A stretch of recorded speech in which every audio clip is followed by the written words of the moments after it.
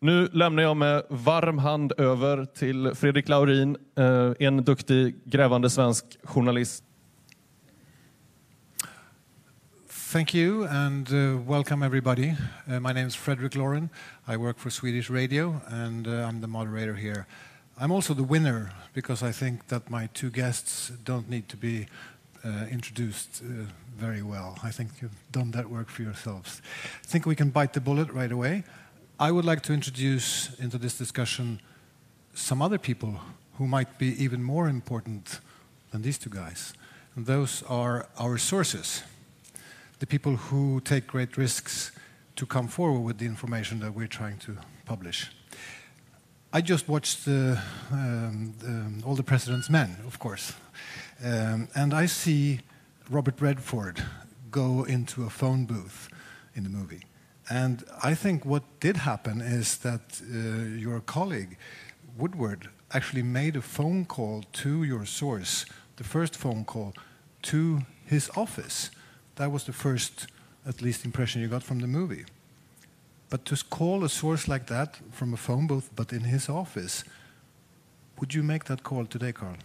I'd probably take a different route. One of the things that's very interesting, and Citizen 4 is a great, great film. I said this yesterday that I hope everybody here will watch, because it is, to some extent, about the process as it exists today, in which you have to report in an aura of secrecy if you want to protect your sources. And the two movies together, All the President's Men, the scenes with Deep Throat also, and other sources, because he was by no means our only source.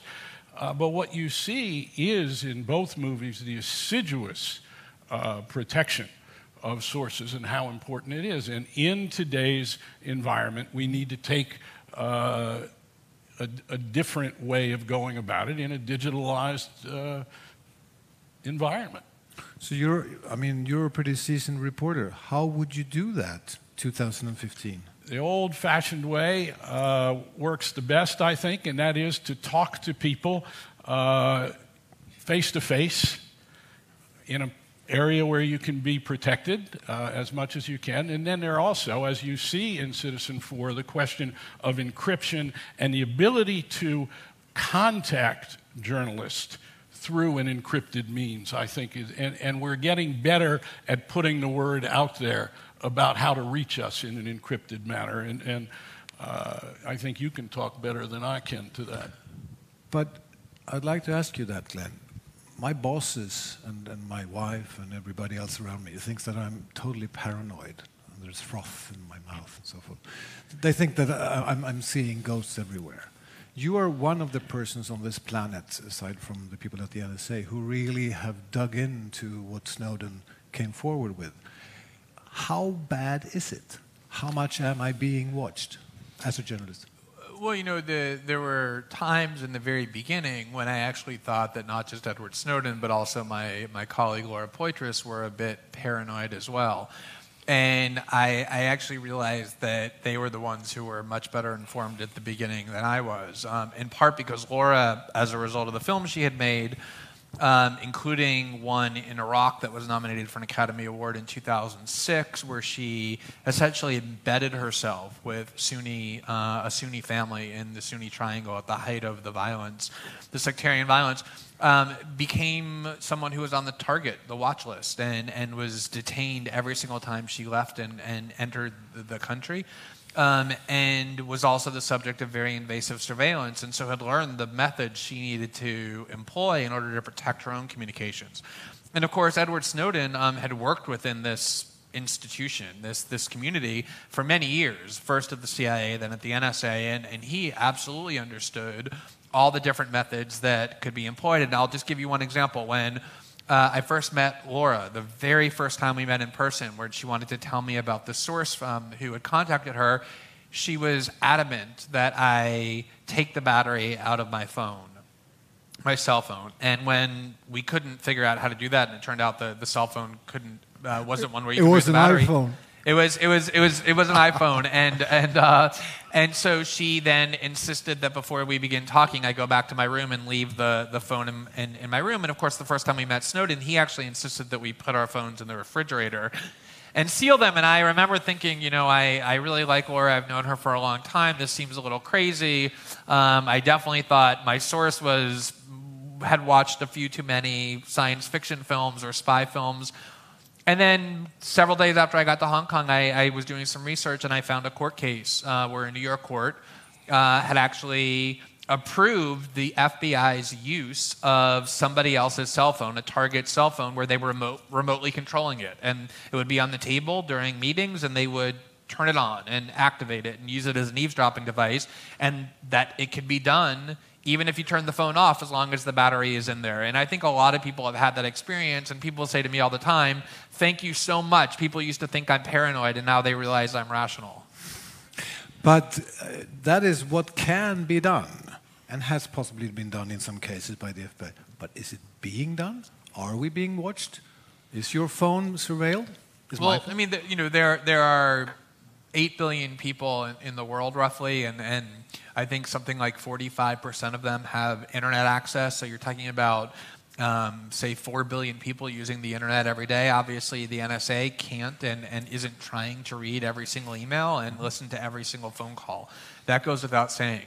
But the motto of the NSA, their institutional mandate as they describe it, is collect it all, which appears over and over in both US and British documents. Every day, they collect and store billions of communication events by and between human beings, both on the internet and the telephone. They wake up every day and look for communications that they don't have access to and devise technological solutions to ensure that they can collect it. So, of course, they don't want to sit around and read innocuous communications, but they absolutely do want to take all digital communications and store it in their systems and make it searchable at will. And they're very close to doing that. But they're supposed to look for terrorists and do some espionage.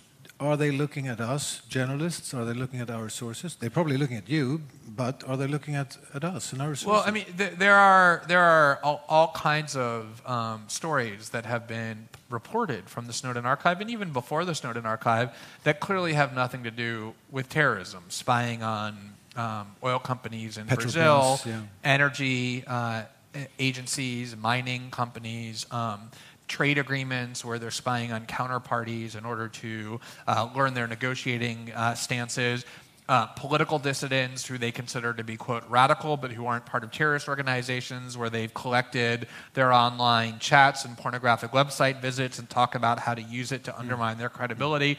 The visitors to WikiLeaks websites where their data is being recorded. So there's all kinds of stories that show that it's being used for far broader purposes than just that. But I think, the two quick critical points are, number one is we don't know everything the NSA is doing. As much as Edward Snowden was able to show us, it's still an organization that works with great secrecy. And secondly, I think it's so important to realize that when we think about and talk about threats and people doing things wrong, we might be thinking about people who blow things up or who are plotting to shoot lots of people who are innocent. But typically, people in government think about threats as being much, much broader, which is why J. Edgar Hoover's FBI and Western intelligence agencies around the world have a long history of spying on dissidents, civil rights activists, anti-war protesters, environmental activists. The scope of what is considered to be a threat from people who wield power radically expands, which is what makes it so dangerous when they're able to exercise these powers in the dark. Can I interject at this point? Because I think we're at the real heart of a larger discussion.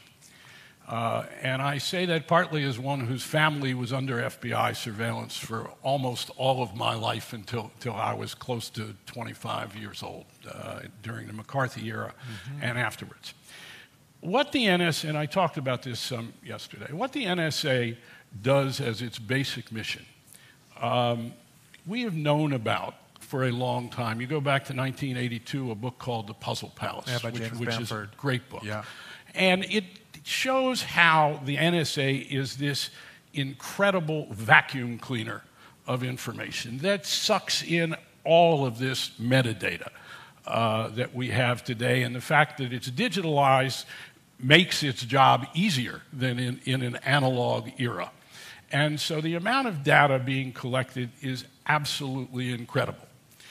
And the wonderful thing that has come about, I believe, as a result of the Snowden revelations, is that what we know is there is a horrendous, almost criminal lack of oversight of this agency by a proper judicial authority. There's a kind of kangaroo court that has a role in the procedure and has failed.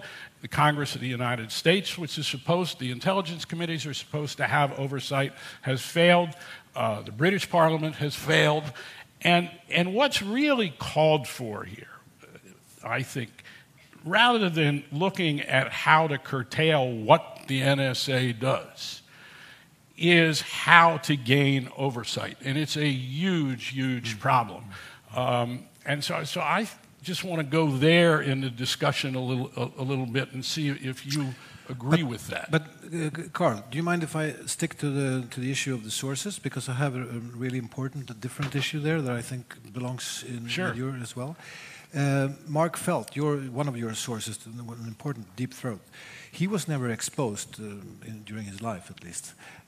But Chelsea Manning, who gave us the footage of how the U.S. military shot down journalists and children. He was treated with torture-like methods. He was sentenced to 35 years in prison. What does that story tell you as a journalist? Chelsea Manning's story. I think beware of oversimplification, both with all due respect in the question and in the answer. First of all, let me say something about Deep Throat. What Deep Throat did, and what's so interesting, is that he didn't give us that much primary information. He really, for the most part, confirmed information that we had obtained elsewhere by, though on a few occasions he really did give us something of great use that was initial information, but by and large it was confirmation that we had learned from all kinds of old-fashioned police reporting techniques, of gone to the logical sources, asking them what they knew, and listening to them. So in the case of Deep Throat, indeed it turns out, if you listen to the Nixon tapes, they recognized very early on that Deep Throat, that Mark Felt, the deputy director of the FBI, was talking to us, and there was very little that they could do about it. What happened to him then? Did they punish him? He was not in regard to this, no, because they were concerned that if indeed he had the key, because he was the deputy director of the FBI, he had, like Snowden in some ways, the keys to the kingdom. He had the golden jewels of information. And if they went after him, they were in a hell of a mess. And that's what the conversation on the tapes is about. But in the case of Private Manning, the danger always is when fairly anonymous people who are not institutionally protected, to go to the earlier part of the discussion before you went on the air with Glenn Greenwald, they can get caught in a terrible, terrible maw of destruction and excess by government people. At the same time, I'm not sure, you can correct me if I'm wrong, if Manning's physical abuse was ordered by the government or not. I think some of that was incidental, but you might have better information than I. But Glenn, what can we do for them? I mean, Chelsea Manning is in this situation. What can we do and what should we do for the sources? Well, I mean, I think that there has been a pretty loud and unified response on the part of American journalists who have been very vocal about the dangers posed by this particular administration to press freedoms. And I think it's funny, I talk about this in Latin America, I talk about it in Europe, just like with surveillance. People are always a little shocked because the image that they have of our current president is so at odds with the things that you actually say about him when you talk in those terms.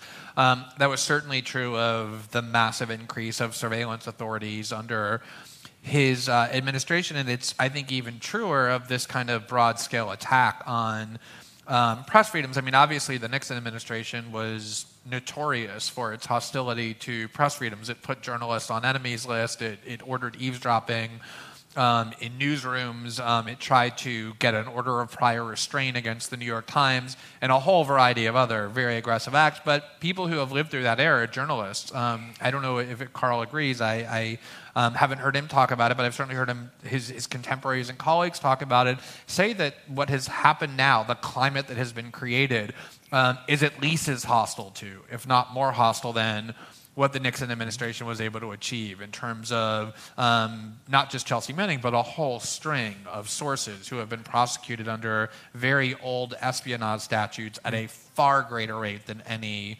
prior administration. I think there's a bigger problem, and that is that increasingly from the Nixon administration onward, every successive administration and president has become more and more secretive.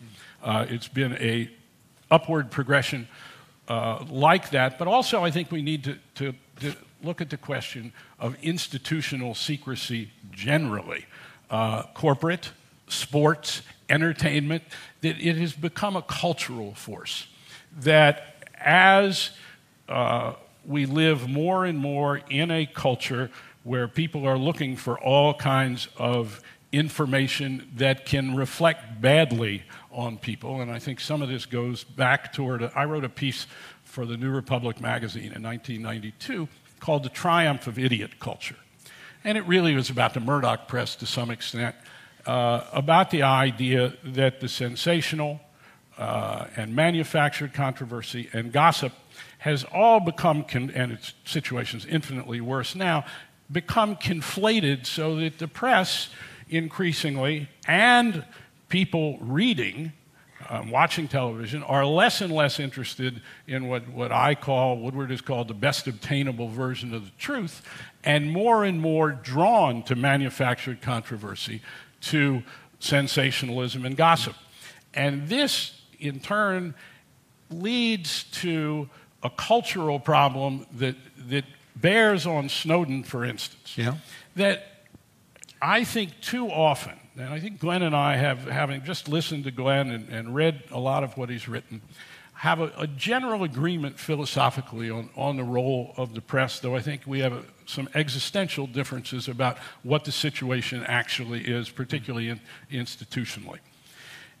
But we have got a huge problem. I think there's fabulous reporting going on to the point where this might even be a golden age of, quote, investigative journalism, both in the traditional press and in the new media.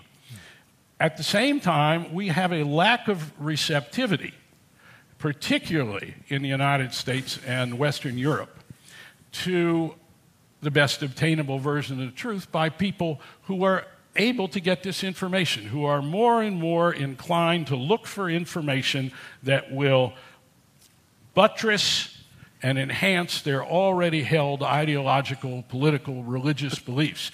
And this problem, let me just finish here. Yeah. This problem works back to what we're doing and against what we try to do as reporters, making smart decisions about what is news. But I have a concrete question when it comes to Snowden. There's a discussion here now in Sweden, for example, that Sweden should give him asylum. The country where he's residing presently has given him a limited asylum, and possibly you can all argue that it's for political reasons that they have done that. So what do you think, Glenn? Should Sweden grant Edward Snowden asylum? Well, I mean, it's one of the things that has amazed me the most about this incident, which is that Edward Snowden enabled dozens of countries around the world, certainly including Sweden. We did some stories here that I thought were among the most important, where we informed the Swedish population as well as the Swedish government about things that were being done to their privacy and to their security, which they hadn't previously known. And there were lots of Swedish officials, just like officials all over Europe and in Latin America, including Brazil, where I did the reporting from, that said we're very grateful for these revelations. People in the country said we find this extremely important for us to be able to participate in democracy. And yet not a single country outside of a couple of Latin American countries who really just did it symbolically, who never really had the ability or the intention to follow through on it. And Russia was willing to protect Edward Snowden's political rights and to stand in the way of him being imprisoned for decades, if not the rest of his life, the way that he sacrificed essentially his entire life in defense of the rights of the people of this country and its government and other countries as well. And obviously, the real reason that asylum isn't being offered is because there would be a perceived cost to angering the United States if that were done. But there are international obligations that compel signatories of treaties, including Sweden, to protect people whose rights are being undermined or persecuted through threats of prison. And there is a very minor cost, relatively, to doing it compared to the cost Edward Snowden paid to protect the political rights of people in this country and others throughout Europe and Latin America. So it has been disappointing, I don't think surprising, but disappointing and sometimes angering that Russia has essentially stood alone for all of its cynical reasons in being willing to offer him asylum. So that was a long answer that said yes? I mean, for me to just say I think Sweden should offer him asylum isn't particularly meaningful. I'm not a Swedish citizen. I'm not a Swedish journalist. So I think it's important to, sort of lay out what I think the principles are that have made it, I think, difficult to watch these countries abdicate their responsibility. Carl, are there reasons that Sweden should not give Snowden asylum? I think we got to go back to a more basic question. And that is about the nature of whistleblowing. What Snowden has done, what Dan Ellsberg done, what others have done, which is a very conscious act of, in the best of traditions, passive resistance, civil disobedience. It was done in the case of Ellsberg. It was done in the case of Snowden by someone who understood the consequences of his actions and that there was a body of law that was being violated. And of an oath, as Dan Ellsberg had taken, as Ed Snowden had taken, and that by taking the principled position they had, they knew they were subjecting themselves to likely imprisonment. Dan Ellsberg would have gone to jail. He was on trial. The only reason he didn't go to jail is that the same people who broke into the Watergate on Nixon's orders had also broken into Ellsberg's psychiatrist's office. So you get down to a question of, is the body of law under which Snowden might be charged, and the fact that he had an oath, a legitimate body of law, to which I would give the answer of yes, though how that body of law is used and whether the Espionage Act is the appropriate act to prosecute him under, and whether there isn't a way to come up with some kind of plea bargain that recognizes what his role is, that's one thing. But the expectation that there would not be prosecution, and this goes to your question about asylum, the expectation that there would not be prosecution, I believe, is unreasonable. Right. That governments have a real interest in protecting their intelligence, in protecting and in fact, what has been revealed by Snowden, back to this idea of what the NSA does, to me what's so interesting is that the broad revelations are not that surprising if you know the history. What is remarkable is the extent to which people were unaware to begin with of what the NSA and other agencies... Let me just say one thing about this idea of punishment and because I think it's critical is we just have a case right now in the United States that's really instructive where David Petraeus, probably the most respected general of his generation, if not in many decades, was just pled guilty to allegations that he leaked extremely sensitive material, top secret information, code names of projects, not in order to inform his fellow citizens of what was being done and not to allow journalists to do reporting, but to satisfy his mistress for much more ignoble motives than drove Edward Snowden. He wasn't convicted under the Espionage Act. He was allowed to plead guilty to a misdemeanor where he'll serve almost no time, almost certainly serve no time in prison, not a day in prison. So I don't think anybody says, and I don't think Edward Snowden would say, that it's morally inconceivable that he would be charged with a crime or that he would pay some kind of a price. I mean, he obviously did it knowing that that was the likely outcome. The problem is that what is done to people like Edward Snowden is he wouldn't be charged with just leaking classified information the way David Petraeus is. He's charged with espionage, really essentially being a spy. Even though what he did looks nothing like what spies do. It looks nothing like what espionage is. He didn't secretly pass documents to the Iranian government. He didn't sell these documents to the Russian security services or the Chinese, even though he could have. He gave documents to journalists and asked us to be extremely careful about which materials we released and which materials we didn't. And it's almost certain that he would go to prison not for 6 months, but for many decades. And I think the bigger problem is the question of whether there'd be a fair trial. His defense would be, well, I leaked this material because it was improperly concealed in the first place. It should never have been kept secret. The actual corrupt act was not what I did, but what the government did.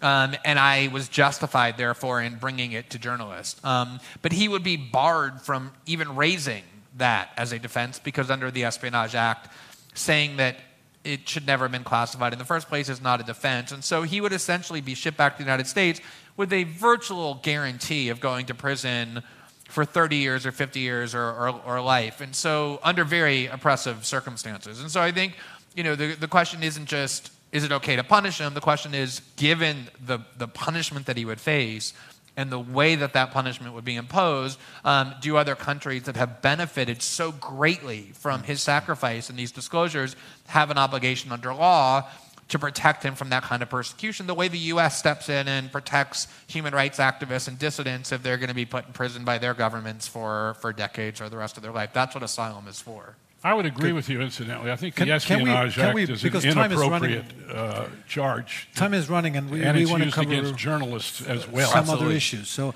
I want to move on to journalists from the sources.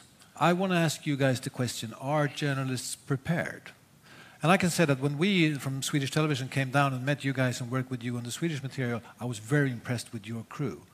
They were very knowledgeable about encryption techniques. Ryan Gallagher is an expert journalist. But he is an exception. You're a fantastic example. You didn't know how to handle PGP. Snowden almost threw you away. So now, please, to the audience, what is your PGP ID?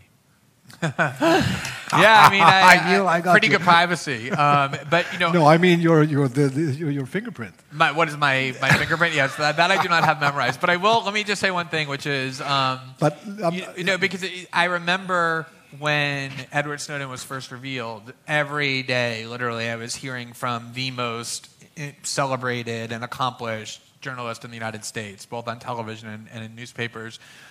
National security reporters who deal with really sensitive information saying to me, can you put me in touch with Edward Snowden? I want to do an interview with him. And I would say to them, well, the prerequisite is you need to install encryption in your email and have encrypted chat technologies. And they would say, I have no idea what that is. I don't ever use it. They would go talk to their IT departments at their newspapers, and they would come back and they would say, no one knows what this is.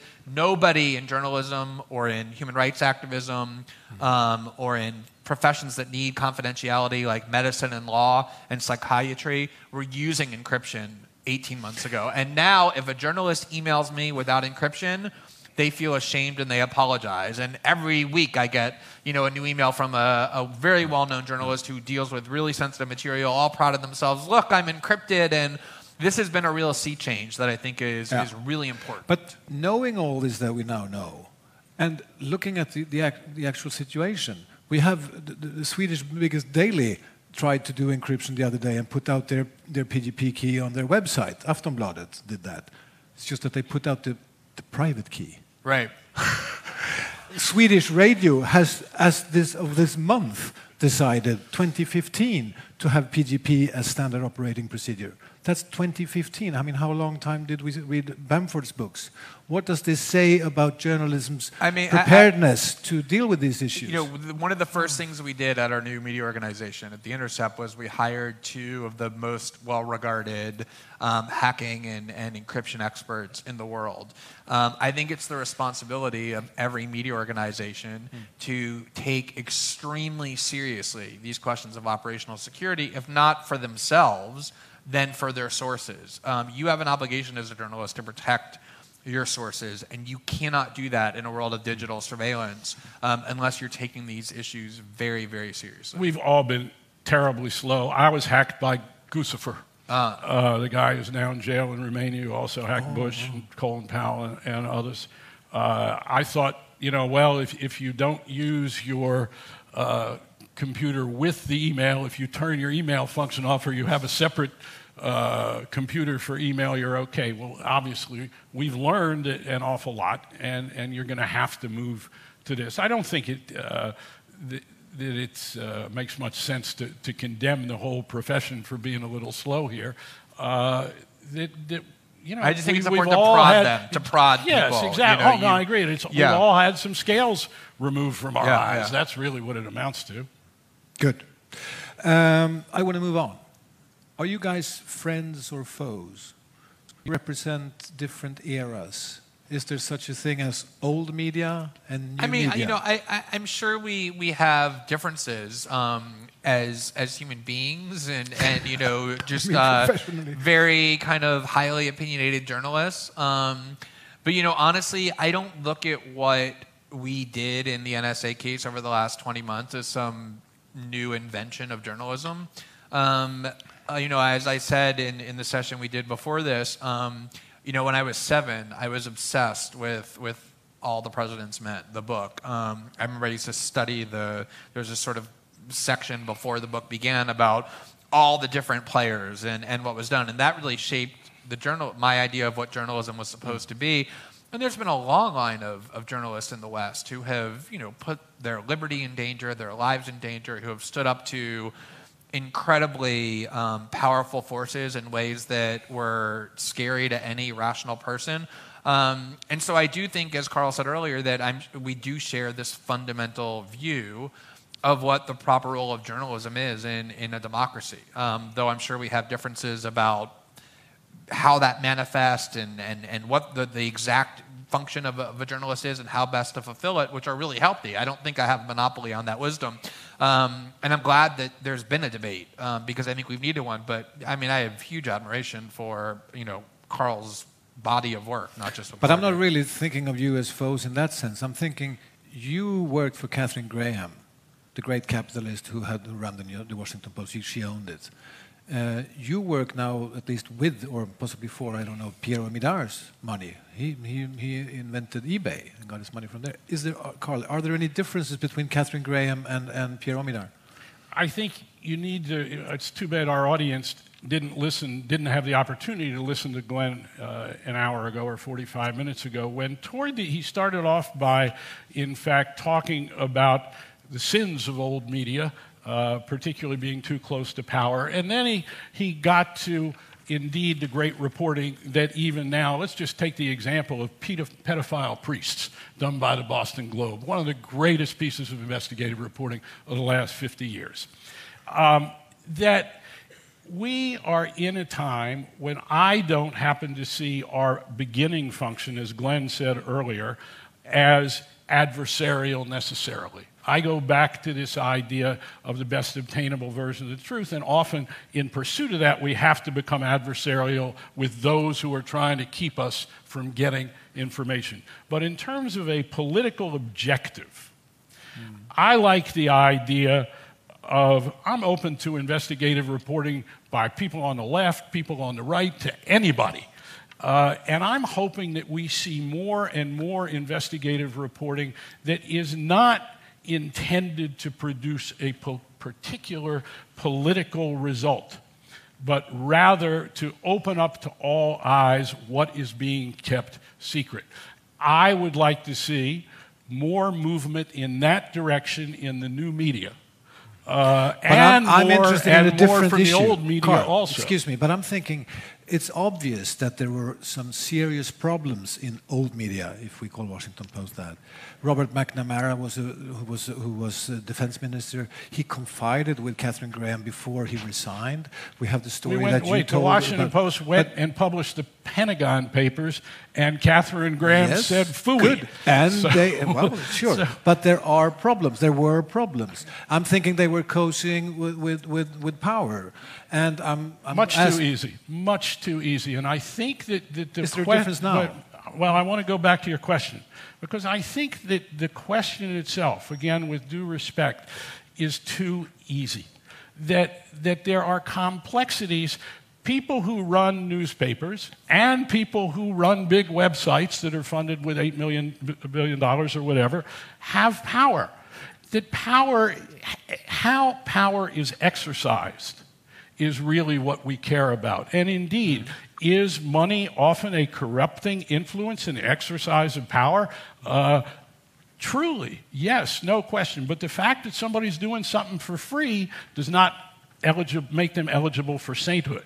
And that's very true in our profession. Let me say, I mean, it is definitely a complex question. And, as I've always said whenever I critique what I guess we can call media, I mean, there's incredible reporting that is done even by the media organizations that I spend most of my time attacking. And there are great journalists within them. And there's a lot of problems with new media. So it's not this clean kind of good versus evil battle that can be reduced to these absolutes. But I do think that one of the most significant changes that has come in American journalism is that American journalists, sort of the iconic American journalist, has been this kind of classic outsider. If you went into journalism 50 years ago, the expectation is that you would kind of not be very wealthy. You wouldn't really be integrated very well into power. The kind of stereotype was these sort of maladjusted, angry, kind of slovenly people with ink on their hands throwing rocks at those in power. And I think as American journalism has become much more corporatized, so that now if you watch American media, it's part of these massive corporate institutions. And the way in which the ethos has changed, most of the most influential journalists are extremely wealthy. They are part of the same socioeconomic circle as those who wield the greatest power.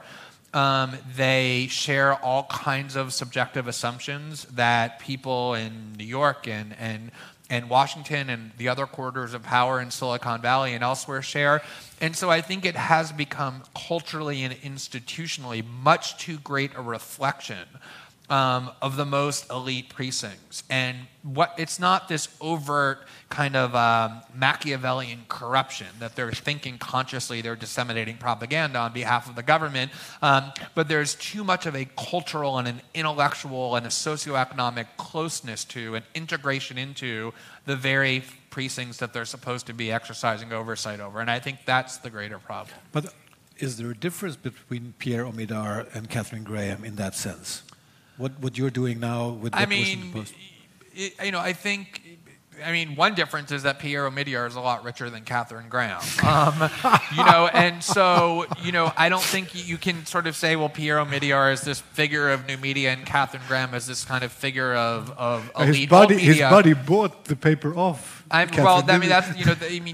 is hard to avoid. In our society, thinking about ways to build institutions, the people who generally can fund them are people who are rich. But at the same time, I do think that, I remember talking to Pierre in one of the very first conversations I had with him. It was right after the Washington Post was sold by the Graham family to Jeff Bezos, the founder of Amazon, who actually is much more similar to Pierre Omidyar than Katharine Graham. And I remember what Pierre Omidyar said, because he actually considered purchasing the Washington Post. He was one of the people who the Graham family had approached. And what he said was that if he had bought the Washington Post, he would have been inheriting an entire set of very long-standing, embedded principles about how media functions, and that he found it much more interesting and much more challenging to try and create something fresh and new, so that it could be created completely disconnected from these sort of standard ways of doing things. And I think that's sort of a more entrepreneurial approach to trying to do journalism, rather than preserving this journalistic tradition as the Graham family was kind of mandated to do. But, the Washington Post has done and continues to do great journalism. Of course. No one opposes I think it's hard to draw these kind of lines. But you're also one who's very critical of old media, if we call them that. And I think in many cases it's very relevant. But on the other hand, we also read about The Intercept and Pierre Omidyar, that he's also meddling with your whatever you're doing in the newsroom, and people are actually leaving The Intercept because of that. Yeah, I mean... So it seems like people in power are more or less the same. Yeah, I mean, you know, we have... There's a clash between, you know, if you set out on purpose to kind of create a news organization that's going to foster people who are very anti-authoritarian and anti-institution and anti-organization and who pride themselves on their independence and their kind of iconoclastic ways and who value their freedom. And then you, on the other hand, have this funder who's trying to create a corporate entity. There's a natural tension between that. I mean, there's always been tension between journalists and editors and executives. I can guarantee you lots of Washington Post reporters spend their time cursing the executives. Read all the President's Men. Right. It's right. It's right Yeah, there. But why are Pierre and Jeff Bezos better than that's basically? Well, I mean, I don't think Who says they are? I don't think as a category they are. You know what? I mean, what the reason we felt comfortable and still feel comfortable with Pierre Omidyar as our founder is because he gave us an absolute commitment, which he's honored, not to ever interfere in any single way, shape, or form with the editorial output or the content that we produce. There have been fights over, you know, what email system we're going to use and what the office seating chart is going to look like. Nor did Katharine Graham ever interfere in the editorial process. That is why she was such a great publisher. But let's go to something a little different that's related to your question. And it is, we need to look at what media we're talking about. You're talking about old-fashioned newspapers that are becoming digital institutions and yet want to retain the best of what they were as newspapers. And that also means, look, the New York Times, the New York Times especially, whatever its failings, it publishes every day the equivalent in words of about 6 books.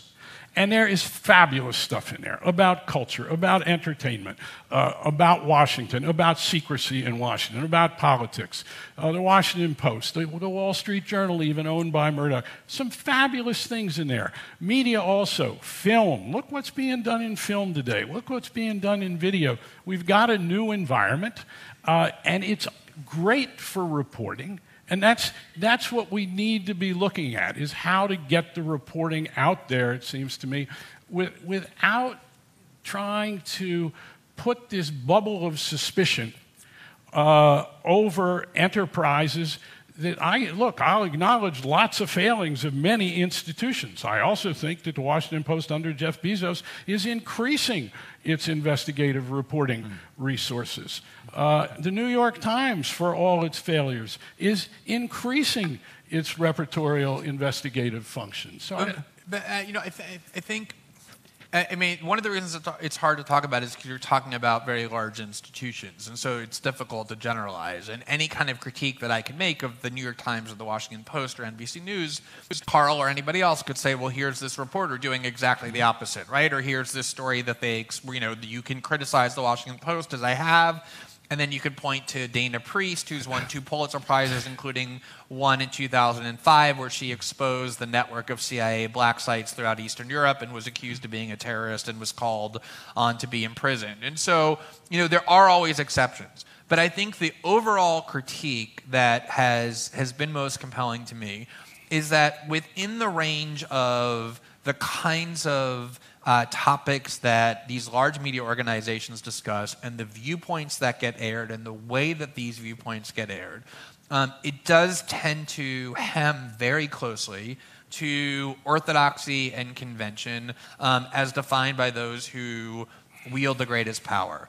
And that is what I think has become most damaging, is because then you have a system that, notwithstanding great individual reporters and great individual stories, every day is sort of having the effect of bolstering and strengthening a very specific way of talking about the world and thinking about the world that generally serves the interest of those who wield the greatest power. And that's when I think large-scale media outlets have become quite damaging. I'd agree with you on that, and it's always been thus. When I went to work for the Washington Star in 1960, It was thus, I think it's always been the case. And the great reporting, that what we're talking about, look, people talk about the golden age of investigative reporting or whatever. The great reporting has always been the exception, not the rule. And there's always been this push within institutions, of course. I think we want to bring in the audience, but before we do that, I'd like to finish off with a question that I'm getting asked a lot, and I think we should ask at least to Glenn. Don't we as journalists need to be responsible when it comes to these kind of issues? We're looking now at the Islamic State chopping heads of journalists and aid workers. The surveillance that the NSA is doing, and in collaboration with Sweden, is aimed, at least partly, at getting at those guys. Isn't that important? Aren't we putting lives at risk? Sure. I mean, look, it's amazing to me sometimes how the Snowden reporting gets talked about, for example, or how Edward Snowden himself gets talked about, because if he had wanted to, he very easily could have taken all of the documents that he had in his possession and simply uploaded them to the internet. He didn't do that. He came instead to journalists who were working with large and respected media organizations and asked us to very carefully vet the material and gave us principles to use that he thought should govern how these materials got disclosed. Always with us having the final say and the autonomy, but you certainly take into consideration the person who risked his life to do it. And, there is this critique that says that we've published too much, that we've helped the terrorists, that we've endangered national security. But this is a critique that gets made in every single instance. I mean, Daniel Ellsberg and the New York Times were called traitors. That was probably the prevailing sentiment at the time. And every single, Dana Priest, as I said, I remember Bill Bennett on Meet the Press said she should be in prison. There's a separate critique, though, that actually is quite vocal and I think even more valid, that says that actually we haven't published enough, that we've kept too much of the material, that we've published too slowly. And a lot of that was because of the source that we had. The U.S. government should consider itself very lucky, actually, that they had a source who actually is quite conservative, probably more conservative than I would have looked at these issues had I been disregarding what it is that he said. So, of course, as a journalist, you're also a human being. You're a citizen of the world. You don't want to take steps that are going to endanger innocent people, but at the same time, you're trying to tell the public what it ought to know. This is the balance that every journalist engaged in. But let me just say one other thing about ISIS and beheadings and terrorists and all that.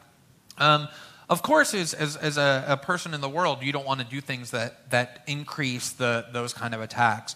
But there's a corresponding issue, which is there's a lot of questions about why are there so many people in the world who want to do so much harm to people in Western societies. And we spend a lot of time and attention focusing on ISIS's beheadings, but we don't spend very much time focusing on the victims of our own government's militarism and aggression.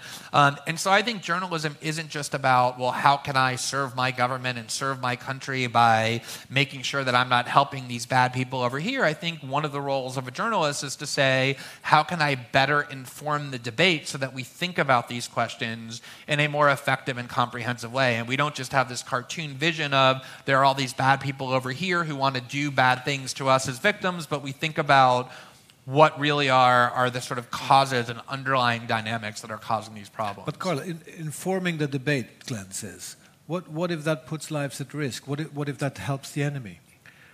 I think that the Washington Post, The Guardian, Spiegel, others who have been involved in the disclosures from Edward Snowden have been remarkably responsible. And I think if you watch Citizen4, one of the things you get is a really interesting picture of Edward Snowden that's very hard to convey in other media. And what motivates him, how he envisioned this. That, look, terrorism is real.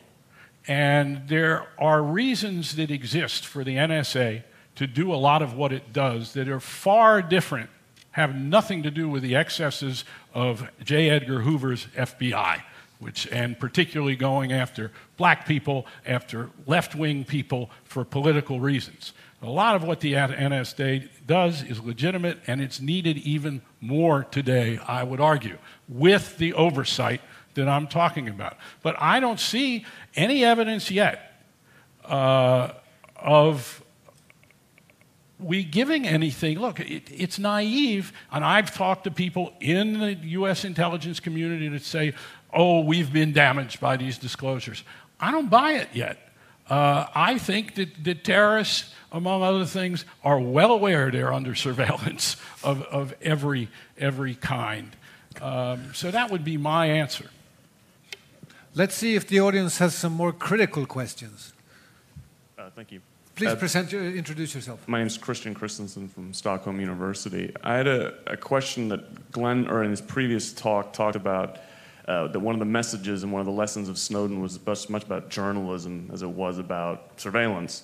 And if one of the bigger lessons of journalism that I've taken away from Snowden is the instrumentalization and politicization of the law. And I'm just wondering, from Carl's perspective, from the work that you did up to Glenn's work, about the use of the law as a blunt instrument and as a mode of censorship when actual censorship is not possible under the law.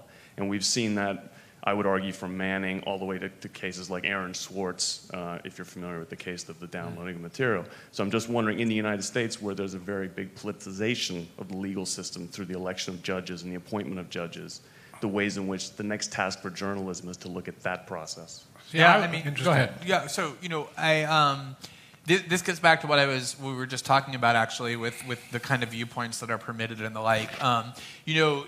Edward Snowden has said that the thing that actually pushed him over the edge to decide to actually go and do what he did was watching the senior national security official for President Obama, James Clapper, go before the U.S. Senate and just explicitly lie about what the NSA was doing, deny exactly that which the NSA was doing, and lying to the Senate is a felony. People have gone to prison for that.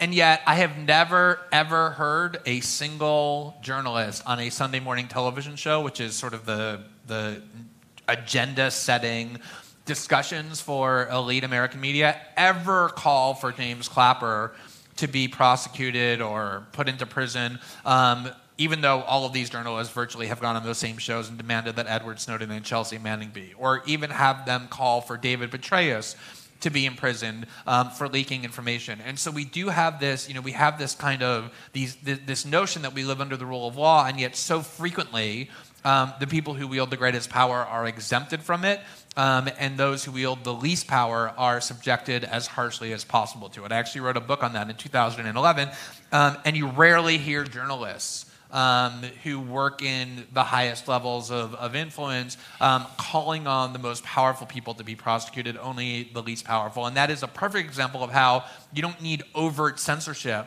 when you have the largest media institutions really narrowly restricting the kinds of ideas that can be aired.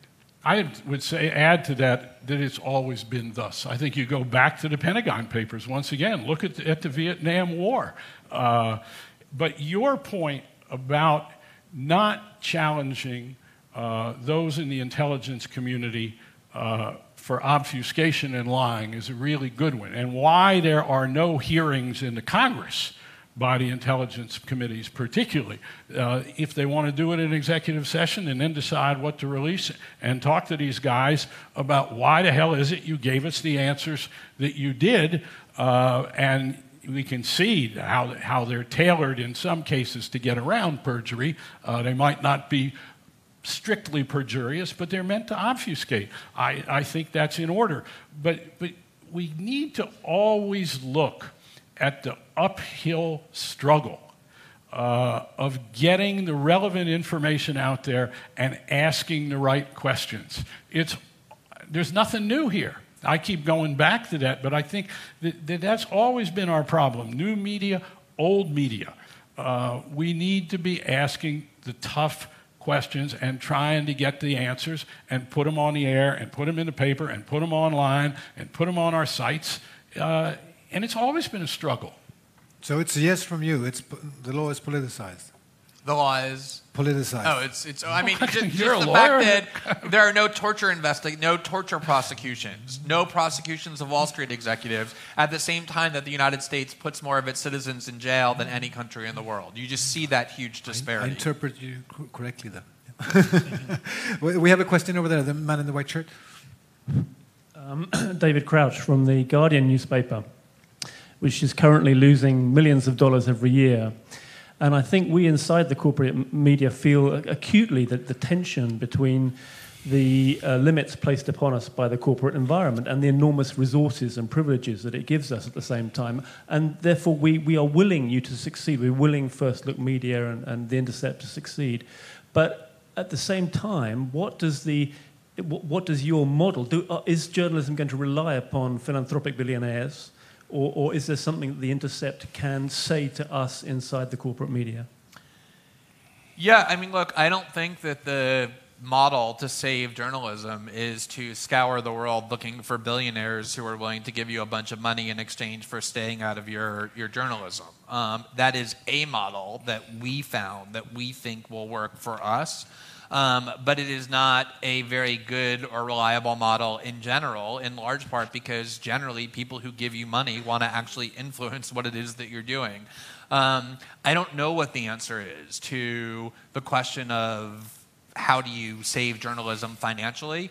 It is true The Guardian loses a ton of money, but at the same time it has this trust and has found other ways to try and make itself financially sustainable, and as a result has done amazing journalism. I left The Guardian with overwhelmingly positive impressions about the top editors who were there because I watched them in action. I think it's going to be a combination of things, but ultimately what I do think is that if you can provide people with journalism that they value and that they regard, they will support it. I think the New York Times proved that. They did this paywall where they told their readers, you will have to pay a certain amount of money per month to read more than 10 articles. And everybody knew that this paywall was extremely easy to circumvent. All you had to do is remove some code from the URL and you could read everything you wanted and not pay.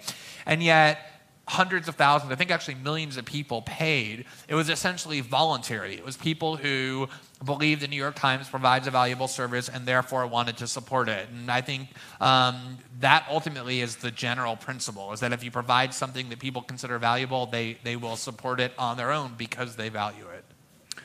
We got 2 more minutes now, so we have, I think, a final question up there.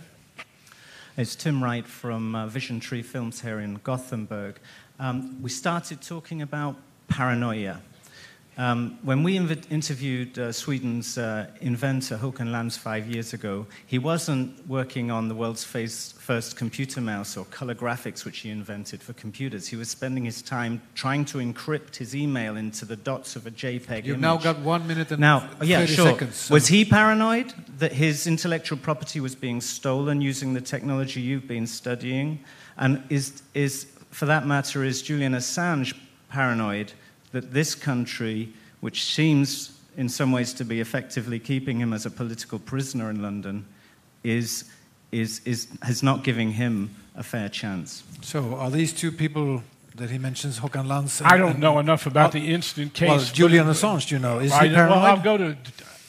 Assange is not paranoid, and at the same time, I think that Assange is somebody who has been really reckless in the way that he has released information, unlike Snowden, who has thrown, in the case of Assange, information out there without redacting it, endangering individuals.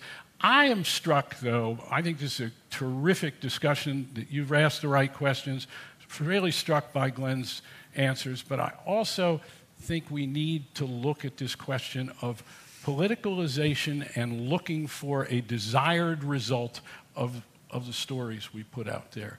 That we need to open ourselves up more to just getting the information out there and letting people do with the information what they will, and accepting that our political systems are not working.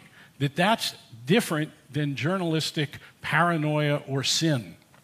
Let me just say, that will be, can I just really quickly... I think we've just lost the TV audience. Well, let them do it for people here. Yeah, you got live people. I mean, WikiLeaks is a complicated case. I actually don't think they've been reckless, and we can talk about that after. But the one thing that I do think is interesting about your question is...